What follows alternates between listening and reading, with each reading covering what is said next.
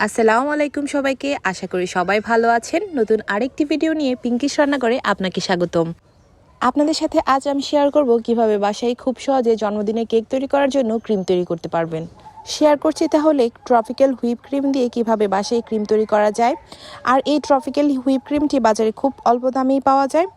250 থেকে 280 টাকার মধ্যে আপনি এই ক্রিমটি কিনতে পারবেন। তবে জায়গা ভেদে এর দাম কম বেশি হতে পারে। এবং এই ক্রিমটি আমাদের দেশীয় ক্রিম এবং এই ক্রিমটি হচ্ছে সম্পূর্ণ হালাল। সবুজ গোল এই চিহ্নটি তারই প্রমাণ।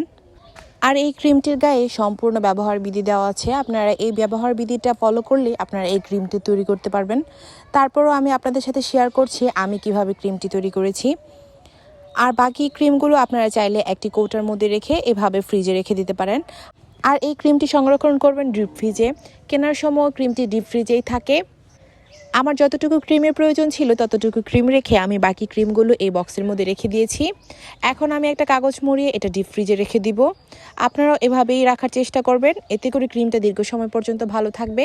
তবে সব থেকে বেশি ভালো হয় 1-2 মাসের মধ্যেই ব্যবহার করা। আমি এখানে ক্রিম নিয়ে নিচ্ছি। আমি ফ্রিজ থেকে বের করে আধা ঘন্টা রেখে তারপর আমি ক্রিমটাকে বিট করে নিচ্ছি। আমার ক্রিমটি দেখতে পাচ্ছেন আপনারা এখানে অনেকটাই বরফ রয়ে গেছে। আমি এই ক্রিমটাকেই বিট করব। এবং এখানে কিন্তু বিটারের স্পিড নর্মাল রাখতে হবে। আর ক্রিম বিট করার সময় সবসময় বিটারে নর্মাল দিয়েই ক্রিমগুলো বিট করতে হয়। আর ট্রপিক্যাল হুইপ ক্রিমে কিন্তু কোনো প্রকার আইসিং, সুগার বা চিনি এগুলো ব্যবহার করতে হয় না। আপনারা সরাসরি ক্রিমটা বিট করে নিলেই ক্রিমটা আপনার তৈরি হয়ে যাবে। কারণ এই ট্রপিক্যাল হুইপ ক্রিম যথেষ্ট পরিমাণ মিষ্টি আছে। তারপরও যদি আপনারা একটু চেক করে দেখতে পারেন যে আপনাদের মিষ্টি ঠিক আছে কি না। যদি ঠিক না থাকে তাহলে একটু আইসিং, সুগারটা ব্যবহার করে নেবেন। তবে এখানে কিন্তু সরাসরি কোনো প্রকার চিনি ব্যবহার করা যাবে না, আইসিং সুগারটাই ব্যবহার করতে হবে। আর আইসিং সুগার কিন্তু বাজারে কিনতে পাওয়া যায়, চাইলে আপনারা এটা ঘরেও তৈরি করতে পারেন। আমি অন্য কোনো দিন আপনাদের সাথে আইসিং সুগারের রেসিপিটা শেয়ার করব। তো আমার ক্রিমগুলো প্রায় বিট করা হয়ে গেছে। ক্রিম বিট করার সময় কিন্তু সাইডের ক্রিমগুলো মাঝখানে এনে দিয়ে তারপর আবার বিট করতে হবে। কেননা বিট করার সময় মাঝখানের ক্রিমগুলো সব থেকে বেশি পরিমাণে বিট হয়, সাইডেরগুলো একটু কম হয়। তার জন্য সাইড থেকে আমি মাঝখানে এনে দিচ্ছি। মাঝখানে এনে দিয়ে তারপর আমি আবার বিট করে নিচ্ছি। আমার সম্পূর্ণ ক্রিমটা বিট করতে প্রায় 3 থেকে 4 মিনিট সময় লেগেছে।